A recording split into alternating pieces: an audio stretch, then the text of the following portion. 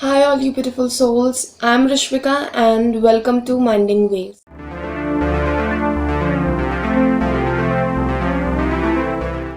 Before we begin, as you read the topic, how to forgive and forget, हमें ये जानना होगा कि what is actually to forgive and forget, and ये क्यों ज़रूरी है. As you all know, what is forgiving? जब भी कोई situation हो या किसी के साथ कोई grudges हो, तो उस इंसान को या समटाइम्स इवन द सिचुएशन उस चीज़ को forgive कर देना, माफ़ कर देना. एंड टू forget इज कि आप उस सिचुएशन को भूल जाओ, उस लड़ाई को भूल जाओ. तो एक बार आपने माफ़ कर दिया, then that means you have to let go. उस सिचुएशन को, उस लड़ाई को, उन चीज़ों को you have to let go. To forget you are forgiving. तो दूसरे के लिए नहीं, आप अपने लिए आपको forgive and forget करना चाहिए. So the very first point is it's all the matter of perception. हमेशा ये परसेप्शन का ही मैटर होता है. हमारे हिसाब से एक पर्टिकुलर चीज़ सही है, दूसरे के हिसाब से वो ही चीज़ गलत हो सकती है, उसके हिसाब से कुछ और सही हो सकता है. Our perceptions are on the basis of our values, our beliefs, our emotions. हर कोई इमोशनली अलग होता है, हर किसी के वैल्यूज़ अलग होते हैं, हर किसी के बिलीव्स अलग होते हैं. तो उनके ही बेसिस पर हमारे परसेप्शन होते हैं. जब परसेप्शन की बात आती है, nothing is right, nothing is wrong, it's just different. जिस दिन आप ये समझ जाओगे तब आपको नहीं लगेगा कि उसने ऐसे क्यों किया, बिकॉज उसका परसेप्शन, वो अपने परसेप्शन से वो सही है, आप अपने परसेप्शन से आप सही हो. लेकिन ओवरऑल देखा जाए, it's just different. The second point is stop being the victim or stop victimizing yourself. Sometimes you feel that you are so shattered. तो ऐसा लगता है नहीं, मेरे साथ ऐसे ही भगवान ने किया, मेरे साथ बहुत.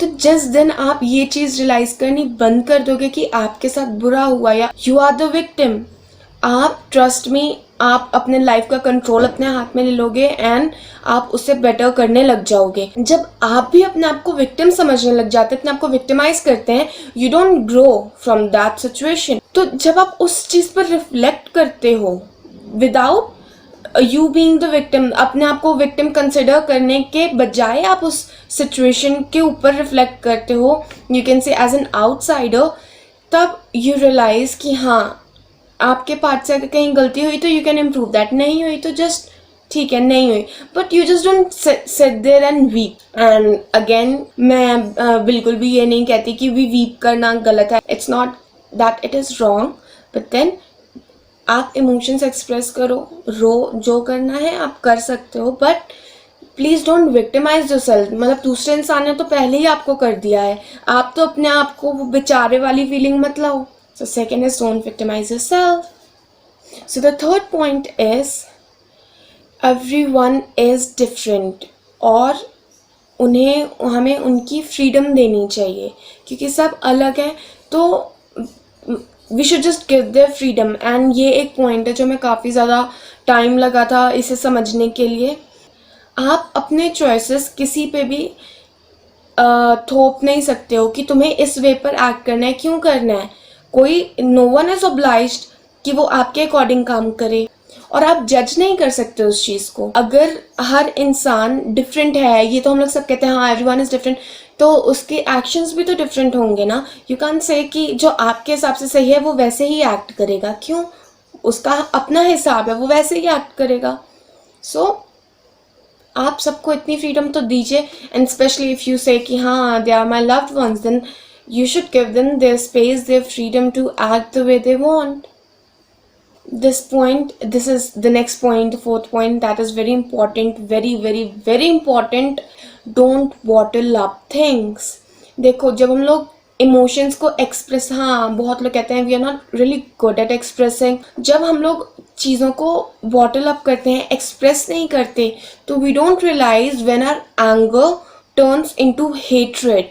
तो इट्स बेटर कि चलो ठीक है, आप कई बार दूसरे इंसान को आपको लगता है इस टाइम मुझे गुस्सा आ रहा है, बट वो हर्ट नहीं हो जाए, तो आप उसे अंदर दबा लेते हो. अंदर दबाने की क्या ज़रूरत है. Either you just write it down, और अगर आप राइट नहीं, मतलब if you are not very good at writing and expressing, तो अपना ऑडियो रिकॉर्ड कर लो, वीडियो रिकॉर्ड कर लो, जस्ट कि आपके इमोशंस का सिंपल एक वॉल के सामने बोल दो बहुत सारा, जितना भी गुस्सा है, ताकि आपके जितने भी इमोशंस हैं वो वाले नेगेटिव इमोशंस वो बाहर आ जाएं। तो please don't bottle up the things. अभी तो आपको लगेगा ठीक है मैंने नहीं बोला, मैंने सिचुएशन संभाल ली, बट ये क्योंकि हमारे साथ भी हुआ है तो आई नो दैट फिर ये लॉन्ग टर्म में आपको बहुत ज़्यादा हार्म कर सकता है। And now the fifth point, and जिसके साथ आपको एक स्टोरी बोनस भी मिलेगा। The fifth point is please don't जज। हम में से कोई परफेक्ट नहीं है, तो हमें कोई हक नहीं बनता किसी को जज करने का, अनलेस आप सारे पॉइंट्स में, सारी चीज़ों में एकदम परफेक्ट हो। आपको कोई हक नहीं बनता कि आप दूसरे को जज करो। तो इससे I tell you a story. So एक बार क्या होता है, काफ़ी सारे विलेजर्स मिलकर एक इंसान को मार रहे होते हैं, पेबल्स उठाकर मार रहे होते हैं, स्टोन्स उठाकर मार रहे होते हैं। तो उधर बुद्धा जी आते हैं। ही आस्क्स कि why are you hitting him. तो उन सब कहते हैं कि इसने एक पर्टिकुलर ये क्राइम किया है, तो ये मतलब इसकी पनिशमेंट है, उसने ये क्राइम कमिट किया and this is his punishment, तो हम लोग इसको पनिश कर रहे हैं। तो उन्होंने कहा ठीक है, फेयर इनफ। कहते लेकिन सिर्फ तुम में से उसको हक है इसे हिट करने का जिसने आज तक अपने लाइफ में कभी भी कोई भी गलती ना की हो, छोटी या बड़ी, कभी भी कोई गलती ना की हो, सिर्फ वो इसे पनिश कर सकता है। तो ऑब्वियसली एज एक्सपेक्टेड सारे अपने जो भी जिन चीज़ों से उस इंसान को हिट कर रहे थे वो ड्रॉप कर देते हैं, क्योंकि हम सब ने कहीं ना कहीं कभी ना कभी गलतियाँ की होती हैं।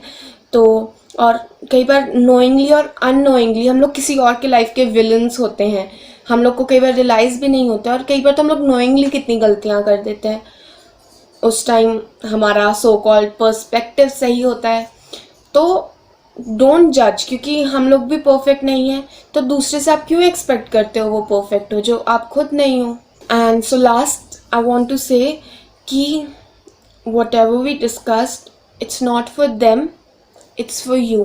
आप ये मत सोचो मुझे उसे माफ़ करना है इसलिए मैं ये कर रहा हूँ उसके लिए, नहीं, ये आप अपने लिए कर रहे हो।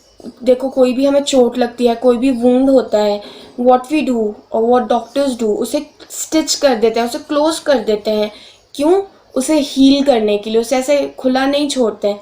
ऐसे ही हमारे प्रॉब्लम्स, हमारे ग्रजेस, ऐसी अनप्लेजेंट सिचुएशंस होती हैं जिसमें अगर हम लोग फॉरगिव या फॉरगेट नहीं करते हैं तो वो ऐसी खुली रहती है, और हम लोग बार बार उसे ऐसे छू के उस चीज़ को, जैसे चोट को बार बार हम लोग स्क्रैच कर देते हैं कई बार, तो और लेकिन फिर वो और वर्स होती है और उसका निशान हमेशा रह जाता है।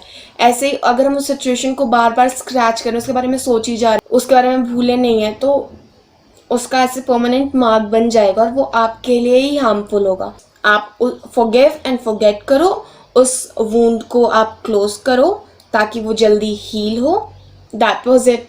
सो forgive and forget, not for them but for you.